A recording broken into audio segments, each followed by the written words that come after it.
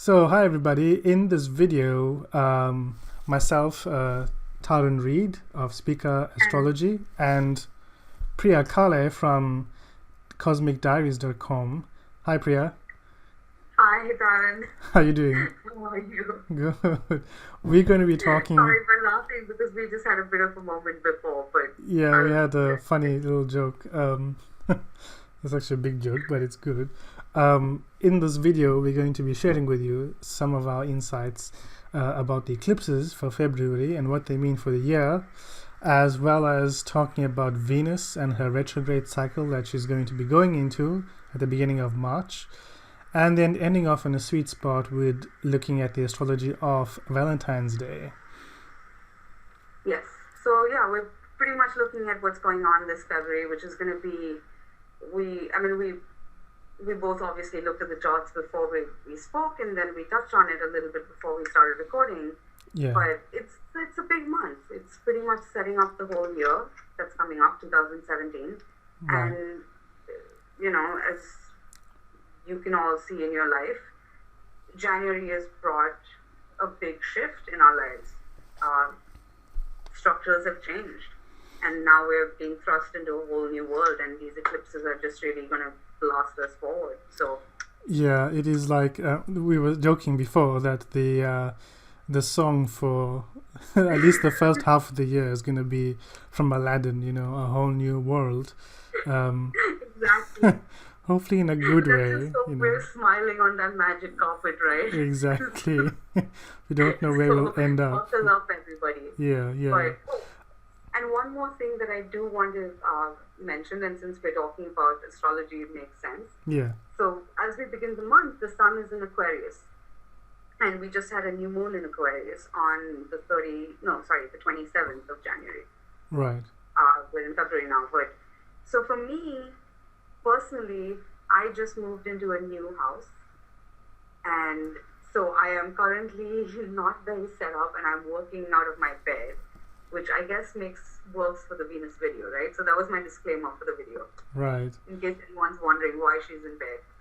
And it's good for the new moon in Aquarius that we are, because this is something new that we just sort of we didn't even plan to be doing a recorded video webcast about these things. We didn't even really plan what to talk about until like a few minutes ago. So this is totally Uranian. And that's another story. Sorry, we're going to keep going at this, but this whole video came about because of a dream, which I'm not going to get into. But it was very spontaneous, and yeah, here we are. So I'm happy to be doing this. And it's good. We at this time, at the end of January, like we said, I mean, even from the Vedic astrology point of view, it's been a couple of, at least 1.5, 2 grinding weeks for people, So we've been grinding away at something, somewhere, if at least nothing more than our internal space, for those of us who are introverted a lot. But we all are trying to find meaning in this new sort of world and putting our first feelers out there as to, what does this mean for me going forward? What does this mean for myself and my family and my friends in my area and all around the world? So, absolutely. And as we've seen, as you can see on the screen, I've got the chart for the full moon lunar eclipse happening in the middle of Feb, and we'll look at it in more detail again. But the eclipse at the end of the month of Feb, both these eclipses involve Uranus in some way. Uranus is connected or being activated in both of these times. And it's I think, Priya, it's part of this ongoing Jupiter opposition to Uranus for the rest of the year, yeah? Right. Yeah, it's definitely like the Jupiter-Uranus opposition is pretty much the story of the year. And, what you're saying about, we're entering this whole new world, and what does this mean for me? Because a lot of planets are now moving into Aries, and as Tahran said, Uranus in Aries is pretty much connecting these eclipses. And I wrote about this on my blog, but as you enter this new world, I do feel it's like being a newborn in a new world. Is the world a scary place? Is it do you feel curious? Are you filled with a sense of wonder and awe? Are you scared? Are you angry? Are you upset? You've got to and that's part of that internal space I think that people are working through, to process these emotions before acting out or reacting. Yeah, process the emotions, and also, you have Uranus has been in Aries for a while now, okay, and Pluto's been in Capricorn for a while now. But Mars has just entered Aries, so everything's kind of heating up. Mars just entered Aries, so I think in February and first this year, while we're talking about this Jupiter-Uranus opposition going on, while the Sun is in Aquarius, which has an affinity to Uranus energy. Exactly. It's almost like people have these innovations, people have these new ideas, people have these long-term things, at least for the last couple of years, that they've been planning to do in their life, or new ideas about how they want to look at themselves or view themselves or do things for themselves in a Uranian sort of way, whether this is rebellious or whether this is eclectic, depending on the person. But Jupiter in Libra is going, during the course of the year until middle of October, is going to be trying to give us the sense that, okay, but what is the appropriate way of explaining this or expressing this with other people? Right. What is the way to, what is the most, Libra and Jupiter both have a sense about law and justice. Yeah. And, so we have the new justice in the USA being nominated and all these things, and these shocking new laws that are being passed, I think, is also part of this Jupiter-Uranus opposition that is going on. Capricorn, right? Which is like the T-square of this the T-square. So for those of you who know astrology already know this, but for those who are familiar with it, so an opposition is when we have two planets opposite each other, literally. So they're at 180-degree angle. And then when you have another planet, in this case we have Pluto and Capricorn, which is forming a 90-degree angle to that opposition. So it's forming like a T-square in the sky. Right. So whenever we have a T-square, two things. One, planet at the apex of T-square is going to be where there's a pressure point, because that's the center of the axis. Mm-hmm. And then we have the opposite sign, which is in this case Cancer, the planet with the sign with the missing planet, so to speak, on that cross, the Grand Cross. Right. Of signs. Right. So we have to look at the sign with the missing planet to bring about balance. And in this case, Cancer, which is the moon, and it's your emotions. Mm-hmm. Where Pluto and Capricorn is this, the plutocracy that's happening in the world, the government, the darkness, the corruption that we're seeing, because they're so removed from their emotions. It's the other end of the axis. Yeah. So, because you have to be completely devoid and detached of emotion to be able to have no compassion for other life. Right. In a and platonic, that's what we're seeing with Pluto. Yeah, platonic sort of way. And you're right. A lot of people have been things that you've been wanting to do for your life. Yeah. Suddenly there's this sense of now or never. There's an urgency because everyone's back is up against the wall. So you might as well just be you. Yeah. Do you, boo? Exactly. And it's very relevant what you said about Cancer being the balancing point for this kind of stressful situation that's playing out for the rest of the year and providing the context for a lot of the major cycles and eclipses that are going on. Uranus and Jupiter. That's something for people to look at in their chart. Sorry, I won't interrupt you again, but for people to look at in their own chart, look at where you have Cancer in your chart. Right. When things get too intense and too much, that's the place in your life you go to find balance. Mm-hmm.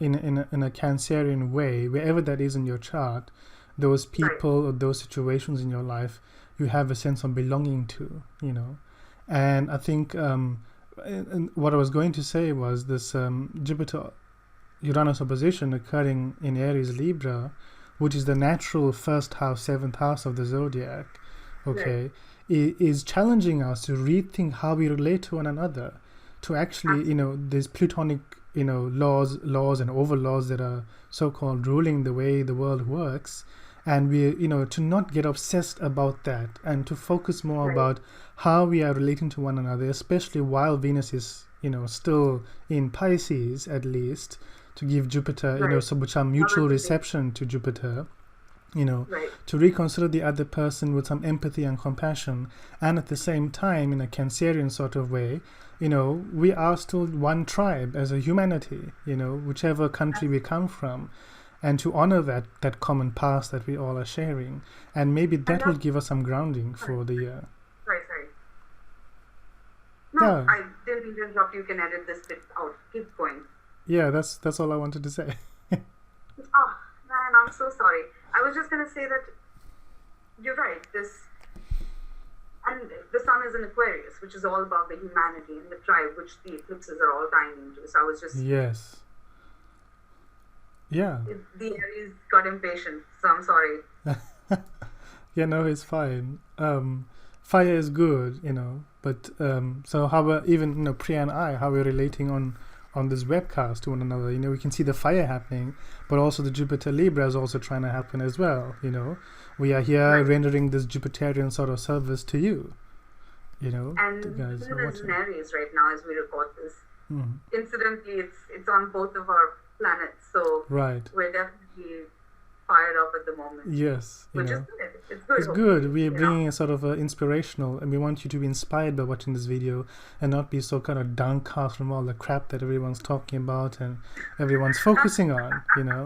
It's about, as people have always said, all successful people have said in life, that it's not what happens to you, it's what you do about it. And we need to ask ourselves this question of what are we going to do about this, hand in hand, in a Libra sort of way, because that is where the Jupiter is. No, absolutely. And I think a big part of that also comes back to, I've been going on about this on my blog, and it's something that I've learned the hard way. Right. I never used to meditate, really. Right. Yeah. But over the past few years, this Pluto-Uranus square has been in effect since the first one happened in 2012.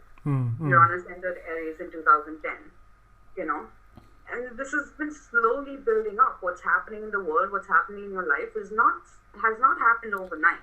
Right. Even though some, things have suddenly changed, the change has been coming for a while. Yeah. So I had to learn the hard way that meditation is so important. And even if we do it 5 minutes a day, and I'm not saying that I'm that good at it, I still end up missing days, but I try. Right. And that's a big thing with the Jupiter and Libra, because it's about balance. Yes. And peace, and unless you have that within yourself, there's no way you can,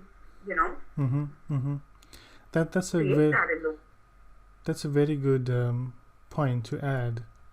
That this Uranus-Pluto square has been going on for some time, and it's in the cardinal signs, and afflictions in the cardinal signs always mean that you want to be proactive, you want to be initiating something, you want to get started and get moving with something in your life, but the more you try to get started, the more things need to be sorted out before you can move forward, whether it's you or the system, or someone above you or someone with you or under you or whatever, and it's just that sort of deadbeat energy all the time. And maybe the transit of Jupiter through Libra in the cardinal sign to interact with Pluto and Uranus in this way, it has interacted with Pluto, but now with Uranus, is the final sort of lesson and releasing point for a lot of people, and for us to take to heart, really, to be considerate of the other person. Absolutely. Look, when Libra is also creative energy. Right. So when we find that point of stillness, that's where we can be a creative force. Then that really, look, all of this is all just, the universe just wants us to wake up to reality, which is going beyond perception. Right. And now that, the sun is in Aquarius, we're moving to this full moon and eclipse. Everything that's happening, the external world, all this is doing is drawing you back inward. Because when that transformation happens, then, you're flowing with the universe, doing the work that needs to be done. Right. Because these planets are moving. Yeah. Yeah. Life is happening. Yeah. You know. And let's talk a little bit more about how that fits into this full moon here, because it's a Leo full moon. Yeah. Okay. Yeah. Let's talk about the full moon now. So you go first. What are you saying here? So the first thing I want to just point out is that it is a Leo full moon, but the sun is in Aquarius. So a Leo full moon is always very interesting, because the sun is always more involved and sometimes overwhelmed by group stuff and everyone else's concerns, and what is right for the group as opposed to what's right for me in Aquarius, you know, and what's better for masses of people as opposed to actually what is my need. So it may be that this full moon week, 11th of February, in the week of it, is a time when everyone in some way, because we all have Leo somewhere in our chart, it's that area of our life where we need to stand up for ourselves and discover ourselves and our creativity and use it in that area of life. And perhaps that this full moon in Leo week is going to be a period where people can, actually disconnect from the group mind, so to speak, that's just buzzing, and actually reconnect with their heart a bit more this week. That's really nice. That's a really nice way to put it, and I agree. There's what are my needs versus what are the needs of the group. Also, where do I fit in with all of this? You find yourself in the middle of a group, and where do I fit in? What is my place here? What is my role? Yeah. So there is that balance of that, and I think a lot of it also begins with self-acceptance. Yeah. So that you're not worried about what you look like or what other people think of you, or because Leo is that fifth house energy. It's like the sun. It's ruled by the sun, and that's why that sun in Aquarius. It's just about being. Yeah. You might want to read a book about acting out of wholeheartedness or acting out of sincerity. And speaking of the heart, Venus and Mars will be in Aries by that point. We're going to get to that in a minute. But love is definitely in the air. Yeah, so Jupiter in Libra. For sure. The other thing about this full moon eclipse, lunar eclipse, it is a lunar eclipse. So it's not so much about leaders. It's not so much about government. It's more about the people. From a mundane astrology point of view, it's more about what are the people doing, what's affecting the people. And with a lunar eclipse in Leo, it's suggesting that the people's hearts is what we need to pay attention to. The core of our lives. We need to remind ourselves what is holding the most important thing in our life is actually our life. Because it's because we are alive and breathing that our cars are important, our money is important, our relationships are important. If it wasn't for our beating heart and core of who we are, none of these things would matter, really. So it's a point to reconsider that. And this full moon actually casts very nice sextiles and trines into this Jupiter-Uranus opposition. Yeah. Yes. From both sides, this rectangle configuration in the chart, and that's very supportive. This can be a very supportive reconciliation moment for a lot of people in relationships. If you've blocked friends on Facebook or whatever, you may find that you may be more okay to reconnect with them and sort of come to sort of a middle ground about things. And maybe this can show some sort of reconciliation between the government and people as well in various ways. But I didn't want to talk about that, but it's hard not to even mention that the full moon and eclipse is going to be on a certain president, certain person. So it's with no doubt that for sure certain people are key players in the year. And with supportive aspects like the sextiles and trines, trines, one aspect of the trine energy is about learning and receiving and teaching as well. So people that have experience, and older people and younger people, we can really learn from each other and support each other through whatever we're going through in this way. Older people may need help, sorting internet issues out, and younger people may need help in terms of a broader perspective on life. A lot of people are having quarter-life crises now, which is totally crazy, right? But that's what's happening. And so trines are very supportive for that. Sextiles are very supportive in terms of our friends can help us, groups can help Right. us, so Right. There's a real sense of camaraderie here, I see. And, well, it also speaks a lot about, a lot of the organization and movements that are taking place around the country. See, Right. eclipses, for those who aren't familiar with eclipses, it's like the energy of 6 full moons or 6 new moons in one. And life tends to accelerate around eclipses, where events will take place very fast and things will shift very fast. Also, with the lunar eclipse, it's your emotions. Right. So, as very symbolically, very literally, this lunar disk is wiped clean. Right. There's a sense of having, full moons will always bring revelation, completion. It marks the end of a cycle that began with the new moon and with the Aquarius new moon in this case, right, on the 27th of January. So by the 10th of February, you will notice that, emotions, situations are getting more dramatic because Leo can be dramatic. That's another thing. Stay out of drama. Yes, if you don't want to get involved, stay out of it. Just it is. There's plenty of drama going around if that's what you want to do. Yeah, right? It's good if you're company trying to get your word out there and that kind of thing. Something especially that maybe tech related or innovation or something on the fringe of society, to get that out there. But also at the lunar eclipse, as Priya was saying, she said the moon is wiped clean. What is effectively happening is the phases that the moon would normally go through in a month, she's going through in a couple of hours. Okay? So one gets the opportunity to experience the full range of your emotions. Everything that's happened in the last year since September, you kind of have it's like hitting you all at once, and you're coming to a realization that would be seeded in your subconscious to be triggered later on in the year. But it's a good time to take time out to reflect upon what is the fullness of my personality, and how am I bringing that out, by still maintaining my roots. So thanks, you explained that really well. But that's what he said, and you have it in Leo, so and very passionate, and it's very creative energy, and it's this need to want to express yourself and to feel free to be yourself and to be loved for it. And that's why I was saying that it comes back to self-acceptance, whether it's on a professional level where you're, reaching for something you want to achieve and something you're proud of, or whether it's in your personal relationships of just being able to express your love or, and not worry about rejection, because Leo has that ego, right? Right. So it's about love has no pride. Get rid of the pride. Get rid of the ego,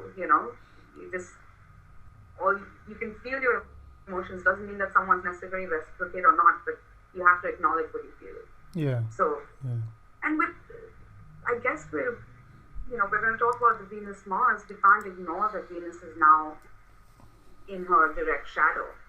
So we'll get into that more, but everything that Venus is covering now, it's building up into a bigger story, for sure. We're going to be recovering that in March. Yeah. So, I mean, at the end of the month, we have the solar eclipse here, right? Oh, and plus, we were talking about this earlier, so we should tell them now. The part about, where it feels like, okay, it's all passionate, but there's a little that's Valentine's Day. Yes, right? Valentine's Day, yeah. Okay. So, just going a bit towards the end of the month, this eclipse, the new moon in Pisces. Pisces has been a very sensitive sign for a while now. I think since 2015, 2014, there have been a couple of eclipses in Pisces happening, slowly building up, now and then a poke over here, a poke over there, We've had the Saturn-Neptune squares happening 2015 into 2016. For Pisces and Sagittarius, both Jupiter signs as well, so Jupiter being important for 2017. Maybe bring resolution to all of these. Maybe Uranus is going to probably give Jupiter some resolution time, to manifest something in a forceful and forthright way. Right. And so it's a time for Pisces and other mutable signs, Sagittarius, Gemini, and Virgo, to really pull up your socks and it's time to speak out now. It's time to get going with life.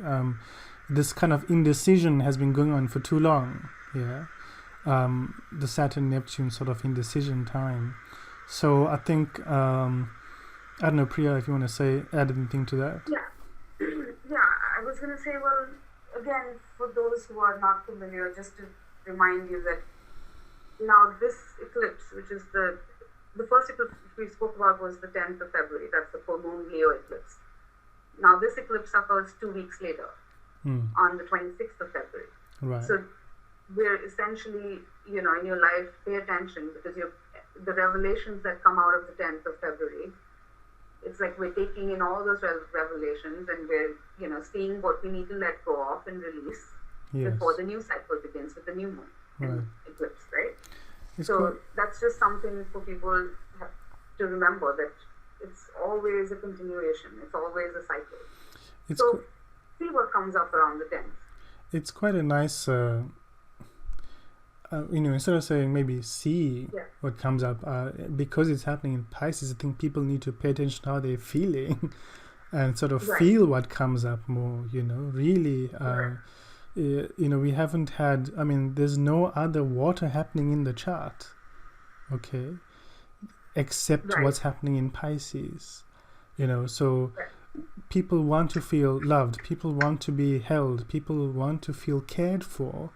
It's almost like we become raw to it, with life in a way. So it's nice to have Neptune there in association with this new moon, and the South Node as well. And it's a day or two after Mercury moved into Pisces as well. So it really is emphasizing the communication, releasing of, Mercury, as well as being how we talk and speak with one another, can also be, how we are in a relativity sort of way viewing the world, while Mercury was in Aquarius and Capricorn in the months before, where we've made all these harsh judgments and views about the world and politics and etc. and everyone else and groups and society in general, and drawing labels in that way. A Pisces Mercury is a call for relinquishing those labels, because the labels are actually the things that are separating us. So it's a very nice energy, having the stellium in Pisces to take care of, to watch where we are walking in life, because Pisces is naturally the feet, so pay attention to where my feet are going in my life and who is walking with me, and not just who, but what feelings am I taking forward with me? Are they conducive and helpful to my development and relationships or not? Right. And, everything that he's saying, another thing that was coming to me while you were speaking was, so at the time of the Leo full moon, with the Venus and Mars, again, we're going to talk about the Venus after this. Yes. You can clip this out. Yeah. Venus is, we're going to get into detail with the Venus in Aries in a minute, but Venus and Mars are still in Aries, and now Venus is slowing down to a halt at the time of this 26th February eclipse. So there's a sense that, there were all these passionate feelings that came up around the time of the full moon, and now, as you start this new moon cycle, it's time to go deeper, into something, whether it's a relationship. Let me say, when it comes to your personal relationship, there's a thing about going deeper now. But with Venus, there's a sense of hesitancy because she's slowing down to a halt. And with Mars, will be conjunct Uranus at the time of this eclipse. So that's, again, bringing the Uranus energy and really, mind my language, trumping it up, because I had to go there because the Mars is conjuncting Uranus in his own sign, and so the feminine is being blocked out because it's a new moon, but the feminine is also receding away from the masculine because Venus is also slowing down and Mars is speeding up and going up ahead.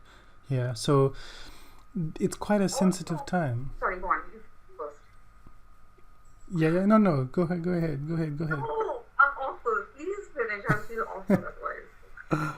So as we were saying, the Cancer moon energy is being the balancing for this T square in the cardinal signs. At this point, it's a vulnerability point.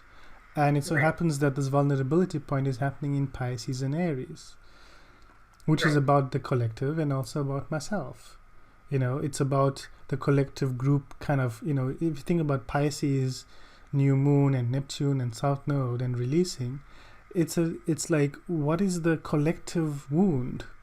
What is the collective point of healing that has to happen? And with Mars and joining Uranus in Aries and opposing... We're not doing something that just blows us out of the water, is what I'm seeing. Yes. Because look, that new moon and eclipse is also contra and Tisha. Right. Mars and Uranus. Right. And it is connected to Saturn too. Sorry, is that right? Did I say? Yeah, not Antisha, contra and Tisha, right? So the contra and Tisha would be like 21 Libra for the moon. Wouldn't it? For the moon and for the eclipse, which is right opposite the which is conjunct Jupiter and opposite the Mars Uranus.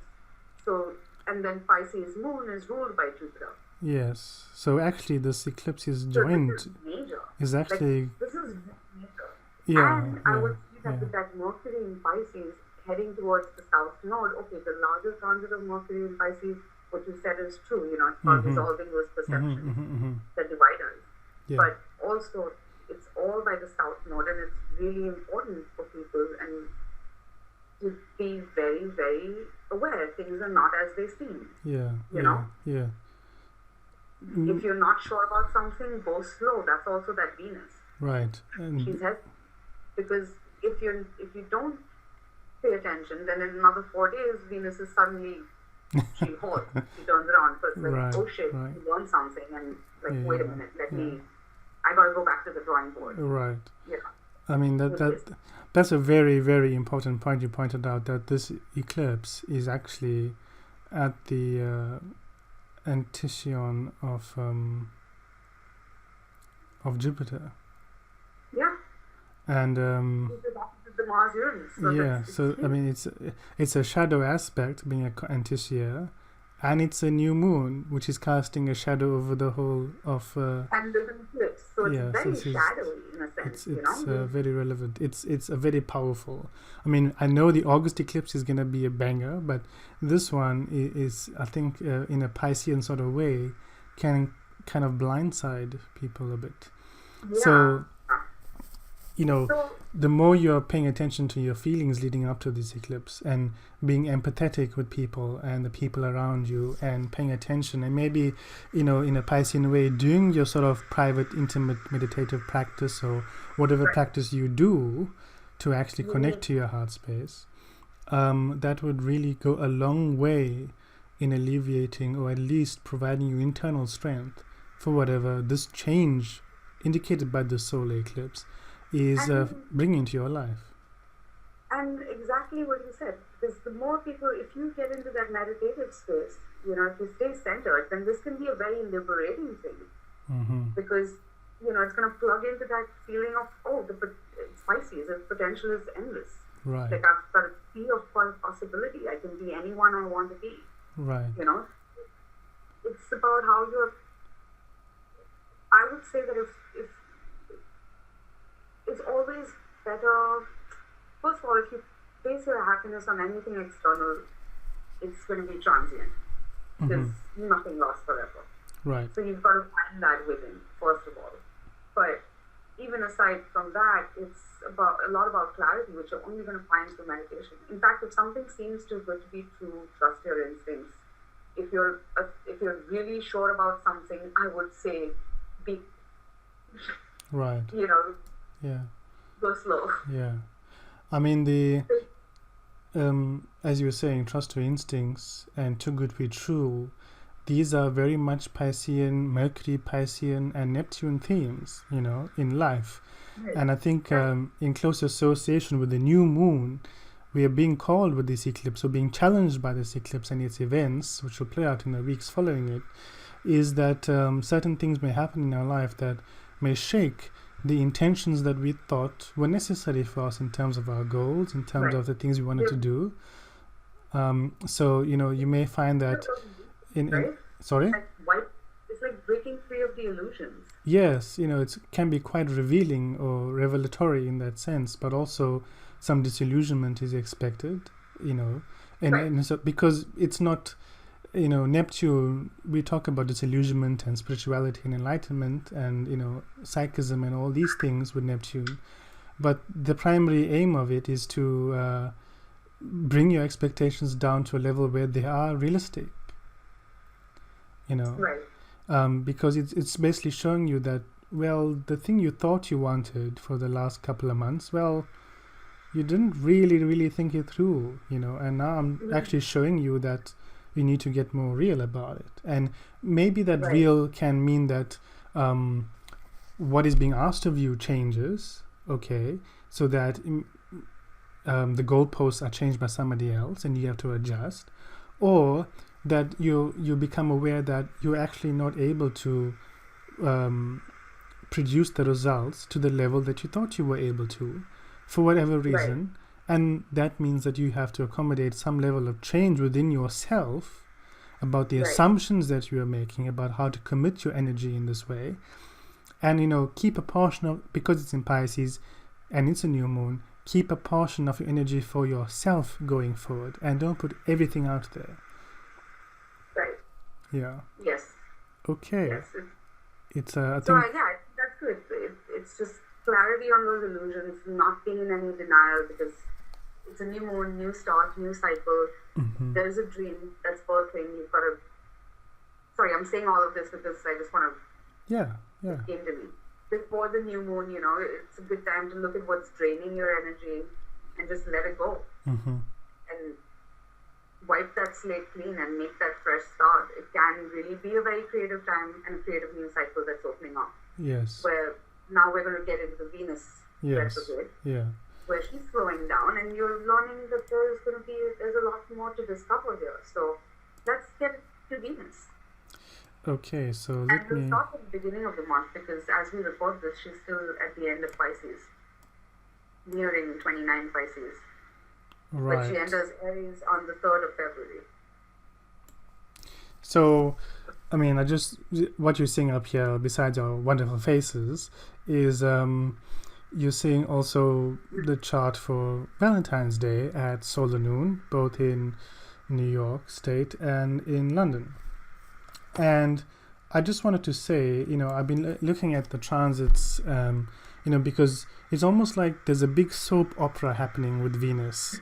And what's been happening for a long time now, for a couple of months, is that Mercury, the planet of communication, always just misses making a contact to Venus.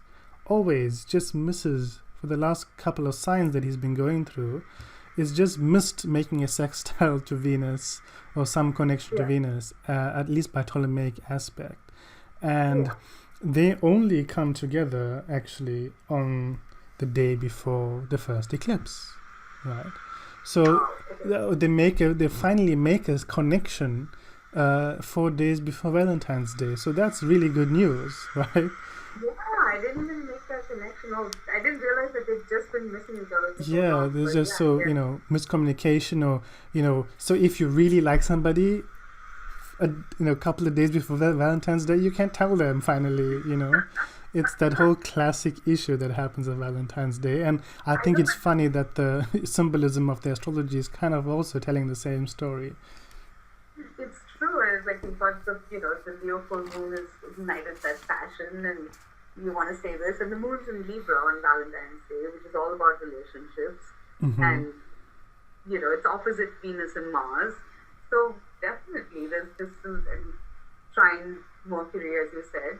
Right. There's a lot of relationship stuff that's going on. It'll be easier to say what you have to say. Yeah. Whether you are or are not in a relationship celebrating Valentine's Day or not, it does seem to be a very social time. Yes, that's true. A very creative time, if nothing else.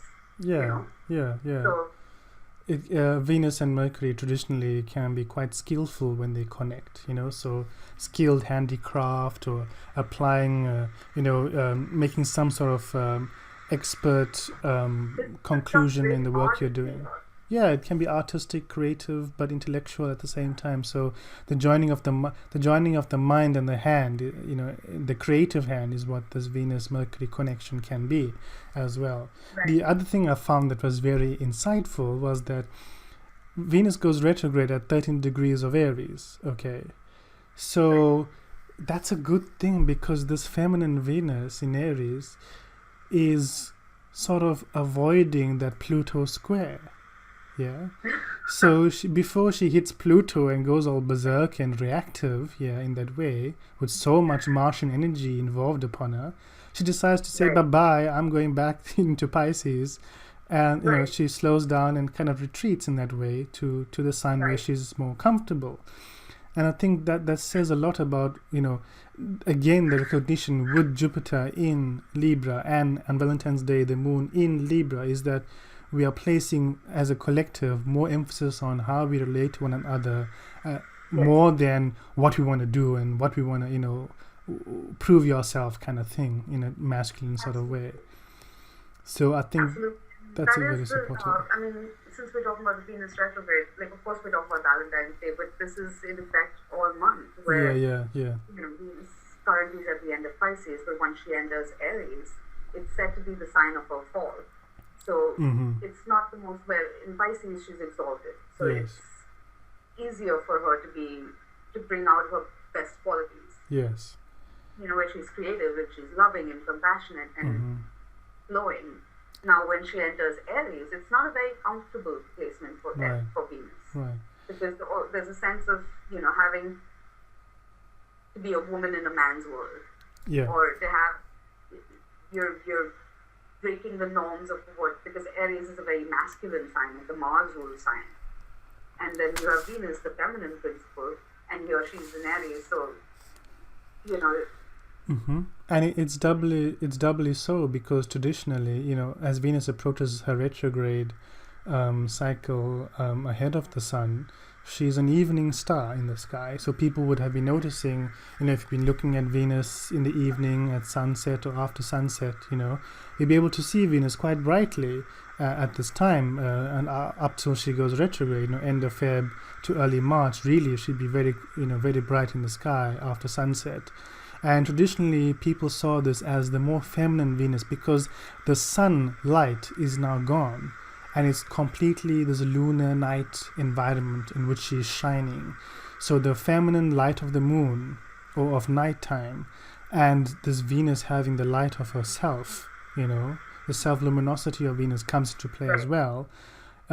She's shining the light. She's like a second feminine light in the sky at this time. So traditionally people saw the evening star Venus, which is what this Venus is, Valentine's Day, as the goddess of love in all that aspect. And then there's the myth of Inanna, which if you want to get into it, exactly. Yeah. And then she goes into Aries, so she's not really going into Aries with the agenda of being so much, I don't like this environment, and being overwhelmed by it, because she's the evening star going into Aries in the full force in her role as the goddess of love. She's going into Aries, to bring the sense that, hey guys, yes, I know you want to do what you want to do, but don't forget that we all have our points of view. We're all coming from somewhere. We can actually work together. So she's bringing that intent into the masculine Aries sign with all that fire and Mars and Uranus happening, all right? Right. And sort of maybe trying to remind us in that roundabout way, in a subtle way, as she would like, that, not to forget that even if we are being direct or firm, we don't have to be unkind about it. Right, exactly. Yeah. I think that's a very important and good point you brought up because, and full disclosure, I have Venus and Mars and Aries conjunct. So for everybody, full disclosure, I have Venus and Aries, but I can tell you this from personal experience where, there's a sense where, and of course I've experienced all shades of the energy, but it can be very easy to be mean, Mm, you know, and I've seen myself grow up, but it can be right. very easy to be cutting Yeah. when Yeah. you say something really sharp and you don't really, you may or may not mean it, but it just comes out. Mm-hmm. And it matters. It hurts people, Right. you know? Yeah. And but where does that come from? That generally comes from the Aries energy where the person is feeling hurt themselves. Right. So I guess what I'm saying is, for those of you watching, one helpful thing to remember with Venus and Aries is it's about the self. About learning to love yourself. Because when you can, you know, Aries is the self, and then Venus is about love. Yeah. So and if Aries is the energy of a child when it comes to, and Venus is all about our relationships, right? So it's all about relating. Yes. So how are we relating with people, as we've been talking about? And so what is love? You don't really need love. Having Venus in. So yeah. there's a sense of learning to find that for yourself. So then your relationships become a sharing of that. Right. Your being, rather than a giving and taking. And I feel that very strongly looking at this on Valentine's Day, Libra moon connecting to Venus Aries and Mars Aries. You know, it's as you said, freedom Venus. is so important, right? Like freedom. Yeah, it's kind of it's a sense that with Venus in Aries, you're falling in love with your own authenticity. Yeah, and giving yourself that opportunity to get into that space, and then share that with another person while respecting their own freedom. And that kind of sharing in an airy sort of way can be very sparky, can be very exciting, you know, can be very driven, you know, and motivating actually for new ideas and new things and new ways of doing things going forward. So it's a fantastic energy to have on Valentine's Day, as long as people are doing the me authentically communicating first. Yeah, and also with, you know, Aries, especially as we lead into the retrograde in Mars, I would say that whatever's happening through February, you know, be spontaneous, be yourself, definitely, you know, trust your own instincts. Aries is a lot about trust. Right. Trust your own instincts. And if you're not sure, go slow. Because as that Venus stations retrograde, there's a sense of, okay, you know, Venus going from Pisces to Aries, like fools rush in where angels fear to tread. Like, if you don't know too much about a situation, experience it. Right. Trust is something that's, especially in relationships, it's something that's built through time and consistency. You know, don't blindly, especially with all the Pisces eclipses coming up, don't blindly jump into anything. You don't project. You may want something to be a certain way, but experience it if you don't know it. Right. Especially because the shadow of Venus occurred at her exaltation degree, and she's going to be turning direct at her exaltation degree at 26 degrees of Pisces. So there's a certain level of, some people can be too in love with themselves, or bringing a sense of yes, that sort of way. Yes, I hear you. Yeah, it can be that so that retrograde can be like, oh, I was such a fool. Yeah. That like sort of I realization. built all of this up in my head, and then suddenly feeling that heartbreak. Like, I hope that's not true for anyone, but I'm saying that so that you can be, like, doesn't mean that you're scared to do it, but that you go slow and know that this retrograde is coming up. So there's more to the story. And if that happens, then sure, the retrograde can actually help you discover deeper passion than you thought there was in something, you know? Yeah, absolutely. If someone is, you know, this Venus is going to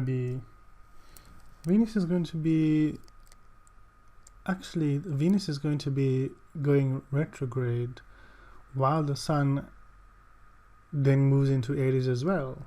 So the Venus is actually going to be retrograde from 21st of March, which is the Aries ingress, from the 4th of March. Sorry, she'll be combust.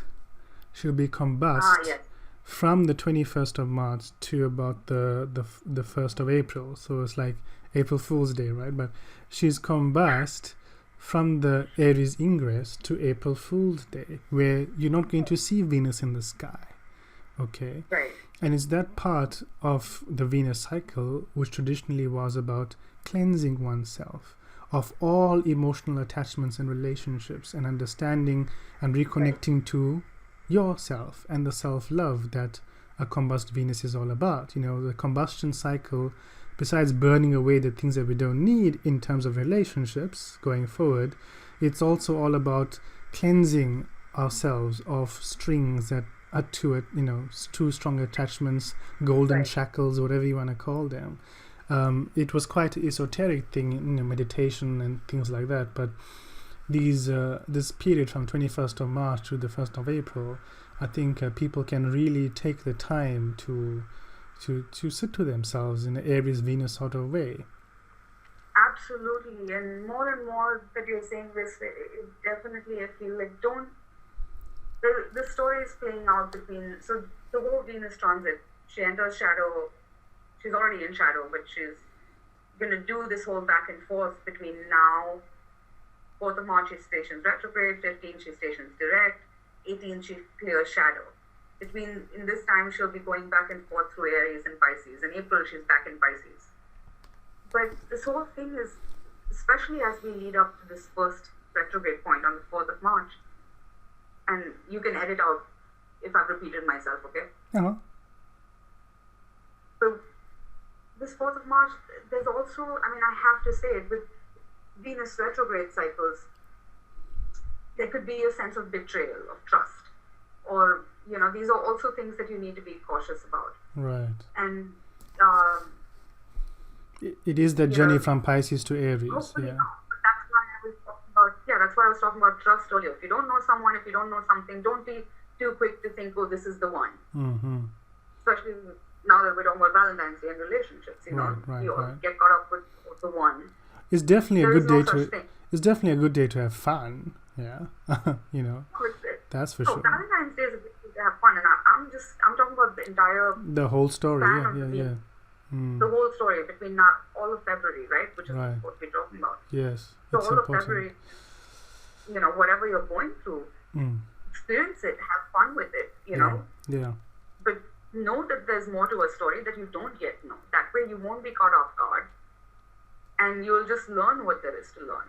Right. And then you can make choices. Yeah. It's actually very, I think, a point to bring some attention to this Venus retrograde cycle, because as you mentioned in the beginning offline to me, that the last time Venus was retrograde was how long ago?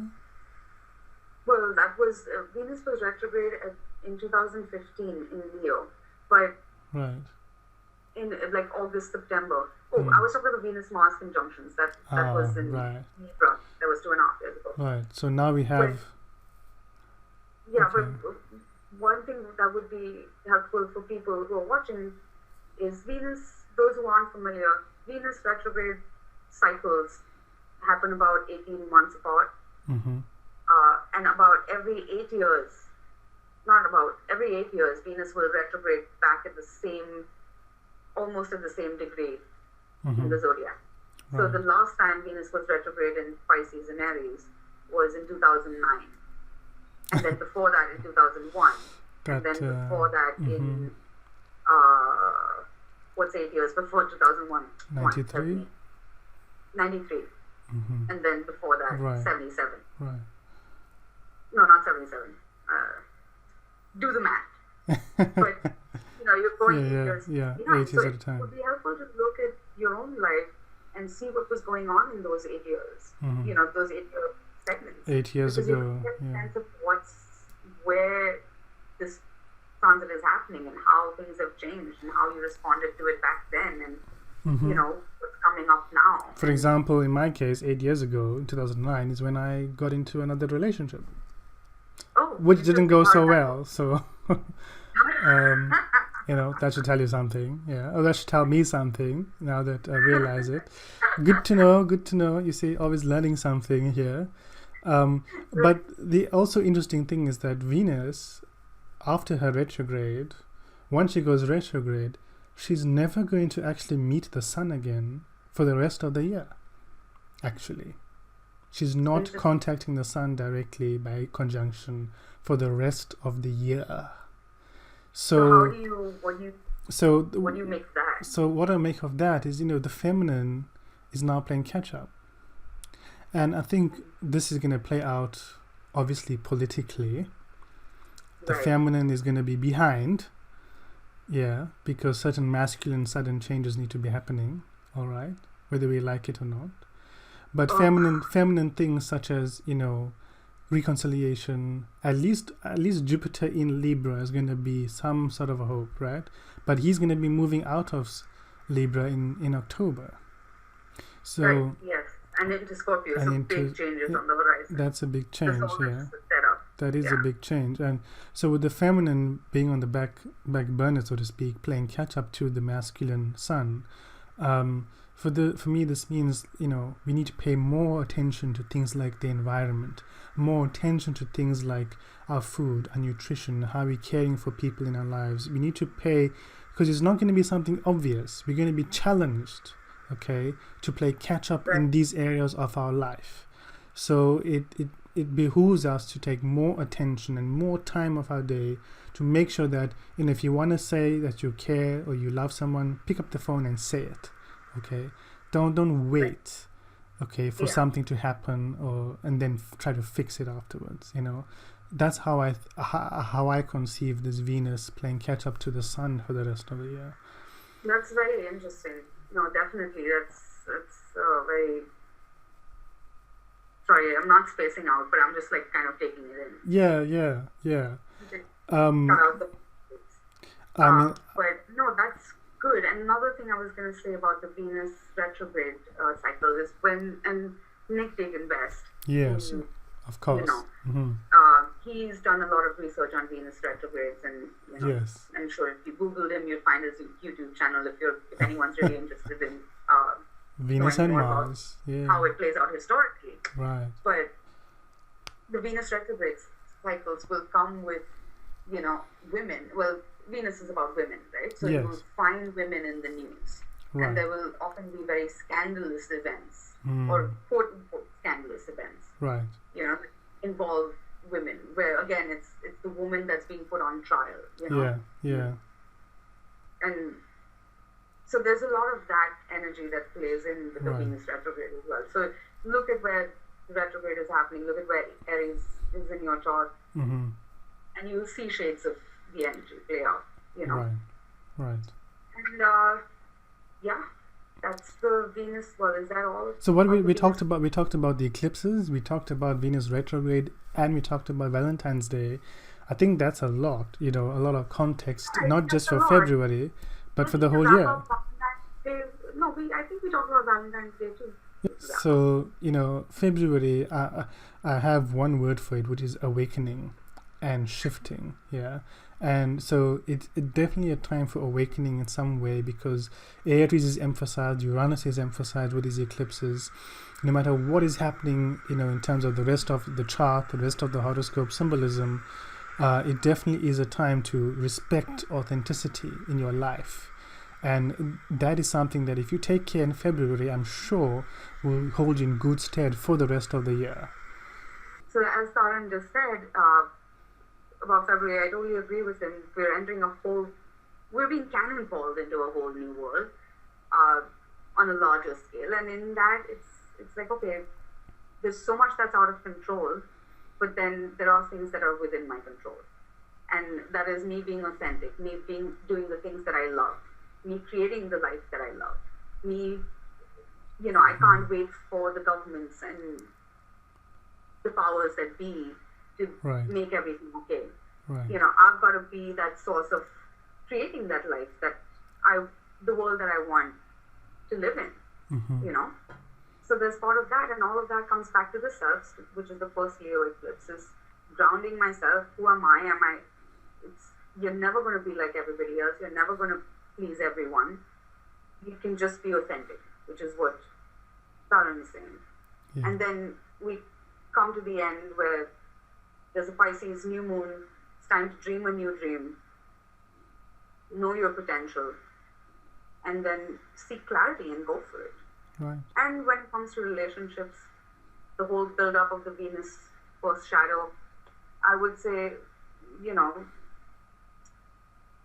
keep your heart open. But don't be naive either. You know, just go slow. Be like a child. Right. If you don't know something, you know, if you don't know if something is hot, it's like fire. You can't go too close to the fire. Right. With astrology, it's like if you give it a way to channel, then it won't manifest in ways that are less than desirable. Right. You know? Yeah.